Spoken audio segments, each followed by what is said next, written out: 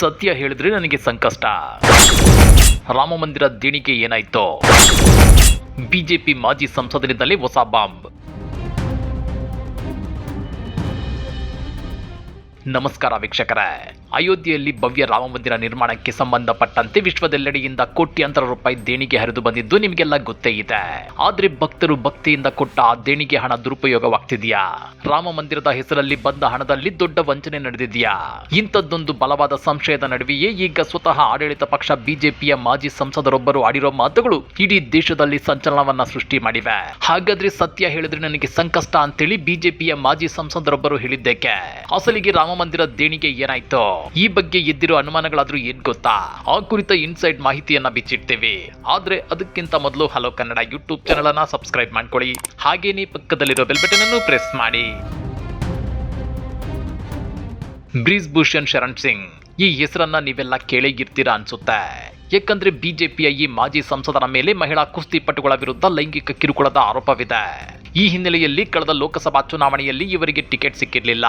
ಇದೀಗ ಇದೇ ಬ್ರಿಜ್ಭೂಷಣ್ ಶರಣ್ ಸಿಂಗ್ ಹೇಳಿರೋ ಒಂದು ಹೇಳಿಕೆ ದೇಶಾದ್ಯಂತ ಸಂಚಲನ ಮೂಡಿಸಿದೆ. ಕೇಂದ್ರದ ಮೋದಿ ಸರ್ಕಾರದ ವಿರುದ್ಧವೇ ಅನುಮಾನದಿಂದ ನೋಡುವಂತಾಗಿದೆ. ರಾಮ ಮಂದಿರದ ಅಕ್ರಮದ ಸಂಶಯವನ್ನ ಇನ್ನಷ್ಟು ಗಟ್ಟಿಯಾಗುವಂತೆ ಮಾಡಿದೆ. ದೆಹಲಿಯಲ್ಲಿ 10 ದಿನಗಳ ಕಾಲ ತಂಗಿ ವಿಷ್ಣು ಹರಪುರದಲ್ಲಿನ ತಮ್ಮ ನಿವಾಸಕ್ಕೆ ವಾಪಸ್ಸಾದ ನಂತರ ಬ್ರಿಜ್ಭೂಷಣ್ ಸಿಂಗ್ ಮಾಧ್ಯಮಗಳ ಜೊತೆ ಮಾತನಾಡಿದ್ರು. ರಾಮ ಮಂದಿರದ ದೇಣಿಗೆ ಹಣ ಏನಾಯ್ತು, ಎಷ್ಟು ಹಣ ದುರುಪಯೋಗವಾಗಿದೆ ಎನ್ನುವ ಸಂಪೂರ್ಣ ಮಾಹಿತಿ ನನ್ನ ಬಳಿ ಇದೆ. ಆದ್ರೆ ಸದ್ಯಕ್ಕೆ ಅದ್ಯಾವುದನ್ನು ಬಹಿರಂಗಪಡಿಸುವ ಪರಿಸ್ಥಿತಿಯಲ್ಲಿ ನಾನಿಲ್ಲ ಅಂತ ಹೇಳೋ ಮೂಲಕ ಭಕ್ತರು ಕೊಟ್ಟ ದೇಣಿಗೆ ಹಣದಲ್ಲಿ ಅಕ್ರಮ ನಡೆದಿರೋದನ್ನ ಪರೋಕ್ಷವಾಗಿ ಒಪ್ಪಿಕೊಂಡಿದ್ದಾರೆ. ಬ್ರಿಜ್ಭೂಷಣ್ ಶರಣ್ ಸಿಂಗ್ ಅವರ ಮಾತುಗಳು ಇಲ್ಲಿಗೆ ನಿಲ್ಲಿಸಲಿಲ್ಲ. ಅವರು ತಮ್ಮ ಅಸಹಾಯಕತೆಯನ್ನ ಬಿಚ್ಚಿಡುತ್ತಾ ಆಡಿರುವ ಮಾತುಗಳು ನಿಜಕ್ಕೂ ಆಘಾತಕಾರಿಯಾಗಿವೆ. ಅಯೋಧ್ಯೆಯ ರಾಮ ಮಂದಿರಕ್ಕೆ ಸಂಬಂಧಪಟ್ಟಂತೆ ಬಂದಿರುವ ದೇಣಿಗೆಯಲ್ಲಿ ದುರುಪಯೋಗ ಮತ್ತು ವಂಚನೆ ನಡೆದಿದೆ ಎನ್ನುವ ಆರೋಪಗಳ ಬಗ್ಗೆ ನನಗೆ ಸಾಕಷ್ಟು ಮಾಹಿತಿ ಇದೆ. ಆದ್ರೆ ಈ ಬಗ್ಗೆ ಸದ್ಯಕ್ಕಂತೂ ನಾನು ಏನನ್ನು ಹೇಳಲಾರೆ. ಯಾಕಂದ್ರೆ ಅವರಂತಹ ಬಲಿಷ್ಠರ ಮುಂದೆ ನಾನು ತುಂಬಾ ಸಣ್ಣವನು. ಅಯೋಧ್ಯೆಯ ರಾಮ ಮಂದಿರದ ಅಕ್ರಮದ ಬಗ್ಗೆ ನಾನೀಗ ಮಾತನಾಡಿದ್ರೆ ನಾನು ದೊಡ್ಡ ಸಂಕಷ್ಟಕ್ಕೆ ಸಿಲುಕಿಕೊಳ್ಳುತ್ತೇನೆ. ಅವರು ತುಂಬಾ ಶಕ್ತಿಶಾಲಿ ವ್ಯಕ್ತಿಗಳು. ಅವರ ಮುಂದೆ ನಾನು ದುರ್ಬಲ. ಸದ್ಯದ ಮಟ್ಟಿಗೆ ಸತ್ಯವನ್ನ ಮಾತನಾಡುವ ಧೈರ್ಯ ನನಗಿಲ್ಲ. ಮುಂದೊಂದು ದಿನ ಈ ಬಗ್ಗೆ ಮಾತನಾಡ್ತೇನೆ ಅಂತ ಹೇಳಿದ್ದಾರೆ. ಬ್ರಿಜ್ಭೂಷಣ್ ತಮ್ಮ ಇಡೀ ಪತ್ರಿಕಾಗೋಷ್ಠಿಯಲ್ಲಿ ಪದೇ ಪದೇ ಅವರು ಬಲಿಷ್ಠರು, ಅವರು ಶಕ್ತಿಶಾಲಿಗಳು ಎನ್ನುವ ಪದವನ್ನ ಬಳಸಿದ್ದಾರೆ. ಆದ್ರೆ ಅವರು ಯಾರು?